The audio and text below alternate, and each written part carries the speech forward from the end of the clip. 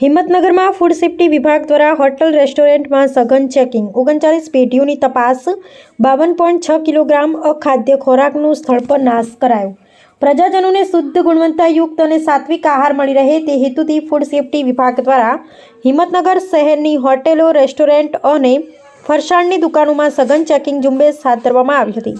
આ ઝુંબેશ અંતર્ગત ફૂડ સેફ્ટી ઓફિસર અને ફૂડ સેફ્ટી ઓન વ્હીલ્સની મોબાઈલ ટીમ દ્વારા સંયુક્ત રીતે 39 વેપાર પેઢીઓની આકસ્મિક તપાસ કરાઈ હતી।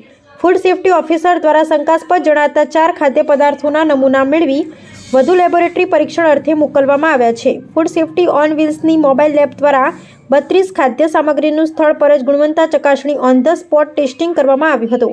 તપાસ દરમિયાન આરોગ્ય માટે હાનિકારક માલુમ પડેલા કુલ 52.6 કિલોગ્રામ ખાદ્ય પદાર્થોનું સ્થળ પર જ નાશ કરવામાં આવ્યો હતો, જેની અંદાજિત કિંમત ₹6,650 થાય છે। નિયમોનું સંપૂર્ણ પાલન કરતી અને સફાઈ તેમજ ગુણવત્તામાં ખામી ધરાવતી પેઢીઓને ક્ષતિઓ ત્વરિત સુધારવા માટે ઇમ્પ્રુવમેન્ટ નોટિસ ફટકારવામાં આવે છે। આરોગ્ય વિભાગ દ્વારા સ્પષ્ટ ચેતવણી આપવામાં આવી છે કે ખાદ્ય પદાર્થોમાં ભેળસેળ કરનારા અને અસ્વચ્છતા રાખનારા વેપારીઓ સામે આગામી દિવસોમાં પણ આવી જ કડક કાનૂની કાર્યવાહી ચાલુ રહેશે।